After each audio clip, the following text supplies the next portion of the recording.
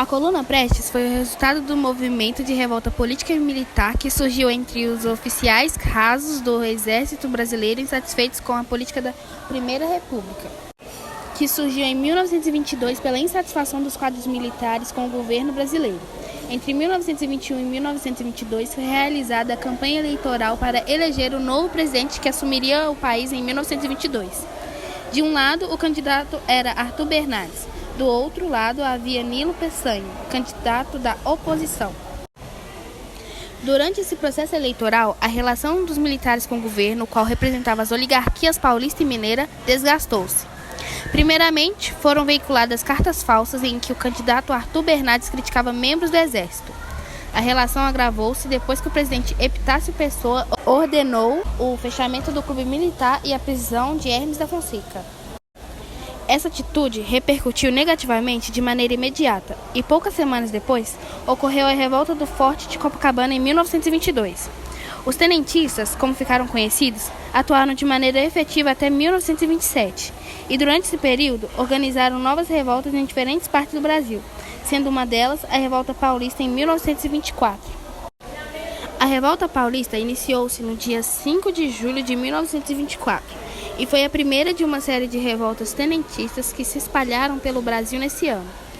Os tenentistas, em geral, defendiam a derrubada do governo de Arthur Bernardes e a implantação de mudanças sociais, políticas e econômicas no Brasil. Os tenentistas ocuparam a capital paulista por cerca de 3 semanas, mas em razão da pressão das forças governamentais que os atacavam, optaram por abandonar a cidade de São Paulo. A fuga dos tenentistas paulistas levou-os a estabelecer em Foz do Iguaçu, no Paraná. A coluna formou-se quando tenentistas rebelados no Rio Grande do Sul, sob a liderança de Luiz Carlos Prestes, uniram-se com os tenentistas paulistas instalados no Paraná. A junção das duas formas deu início à coluna e à marcha pelo interior do Brasil na defesa de seus ideais revolucionários. A Coluna Prestes, nesse momento, contava com aproximadamente 1.500 homens e tinha alguns nomes importantes além de Luiz Carlos Prestes, como Miguel Costa Juarez Távora e Isidoro Dias Lopes. Ideologicamente falando, os princípios defendidos pelos membros da Coluna Prestes alinhavam-se com os ideais tenentistas. As historiadoras Lilia Schwartz e Heloísa Sterling afirmaram que os membros da Coluna Prestes exigiam o voto secreto e a reforma do ensino público, a obrigatoriedade do ensino primário e a moralização da política. Denunciavam também as miseráveis condições de vida e a exploração dos setores mais pobres. Atuação da Coluna Prestes. Após a junção das forças tenentistas paulistas e dos gaúchos, a Coluna Prestes iniciou sua marcha em 29 de abril de 1925. Pouco antes da marcha, parte dos envolvidos foi enviada para a Argentina, com o objetivo de formar uma rede de apoio externo ao grupo que lutaria aqui no Brasil. Esse desencadeamento seria liderado por Isidoro Dias Lopes. A partir daí, a Coluna Prestes iniciou uma marcha que cruzou grande parte do Brasil. A recepção dos membros da Coluna Prestes nas cidades do interior em que passavam era diversa. Enquanto em alguns locais eles eram recebidos como heróis salvadores pela população, em outros eram recebidos de maneira fria e desconfiada por causa das ações que realizavam. Ao todo, a coluna cruzou territórios que correspondem a diferentes estados brasileiros: Mato Grosso e Mato Grosso do Sul, Goiás, Tocantins, Piauí, Bahia, Pernambuco e etc. A estratégia dos membros da coluna Prestes era de evitar confrontos abertos contra as tropas governamentais, sobretudo quando as forças inimigas eram consideravelmente grandes. No final de 1926, após mais de um ano de marcha e luta, os membros da coluna, no final de 1926, após mais de um ano de marcha e luta, os membros da coluna Prestes começaram a discutir a possibilidade de pôr um fim à marcha. Primeiro, o governo de Arthur Bernardes estava encerrando-se. Além disso, a coluna havia falhado em criar um projeto político de tomada de poder, e sua luta não havia mobilizado a população como esperado. Assim, no dia 3 de fevereiro de 1927, os membros da coluna Prestes oficializaram sua deposição com armas e exilaram-se na Bolívia. Luiz Carlos Prestes saiu da coluna com o apelido de Cavaleiro da Esperança, que tomou-se um dos grandes nomes de luta popular brasileira ao longo do século XX. Prestes, em 1930, assumiu-se como comunista e, na década de 1930, esteve envolvido com uma tentativa de tomada do poder do Brasil.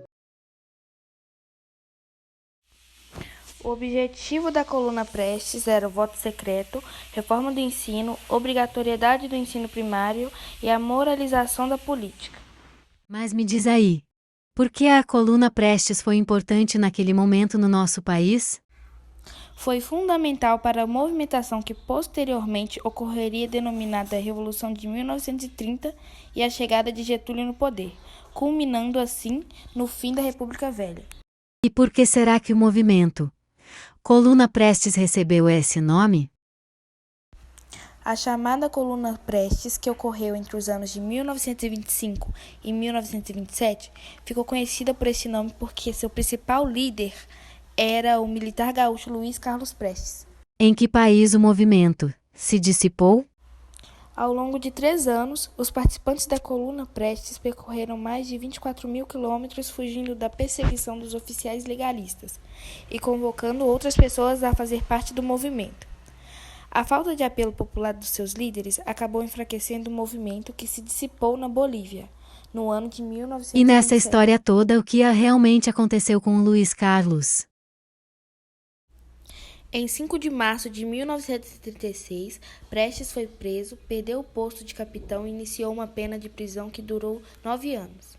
Em 1940, foi condenado a 30 anos de prisão pela participação como mandante no assassinato da militante Elza Fernandes, tendo sido anistiado, ou seja, um perdão estendido pelo governo de Getúlio Vargas em 1945 em troca de apoio político.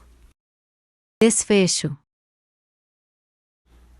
Após mais um ano de luta, os membros da coluna optaram por colocar fim à sua marcha. Os motivos para isso eram os desgastes após tanto tempo lutando para o governo e o término do governo de Arthur Bernardes. Com isso, em fevereiro de 1927, os membros da coluna Prestes depuseram suas armas e exilaram-se na Bolívia.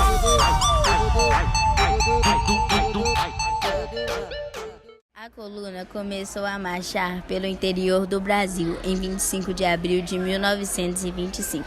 Por 2 anos, seus membros atravessaram mais de 25.000 quilômetros, passando pelo estado de Mato Grosso do Sul, Goiás, Tocantins, Maranhão, Ceará, Piauí, Bahia, Pernambuco, Rio Grande do Norte, Paraíba e Minas Gerais. O motivo foi a insatisfação das partes dos militares, com a forma que o Brasil era governado na década de 1920.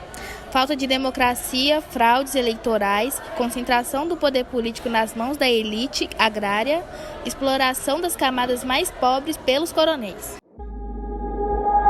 Esse é o DJ Arana, o mais brabo da tropa. Luiz Carlos Prestes, Juarez Tálvora, Miguel Costa e Isadoro Dias Lopes foram os principais líderes do movimento.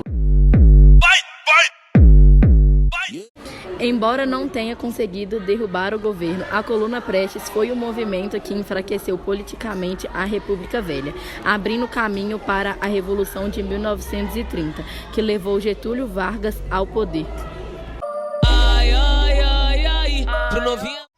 Principais consequências. Embora não tenha conseguido derrubar o governo, a coluna Prestes foi um movimento que enfraqueceu politicamente a República Velha, abrindo caminho para a Revolução de 1930 que levou Getúlio Vargas ao poder.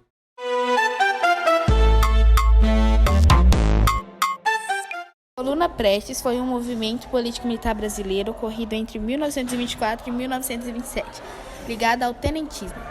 O principal motivo para a criação do movimento foi a insatisfação com o governo de Arthur Bernardes e o regime oligárquico característico da República Velha. Conhecido como política do café com leite, suas reivindicações foram a implementação do voto secreto, a defesa do público e a obrigatoriedade do ensino secundário para toda a população, além de acabar com a miséria e a injustiça social no Brasil. Em seus 2 anos e meio de duração, a coluna, composta de 1.500 homens, percorreu cerca de 25.000 quilômetros através de 13 estados no Brasil.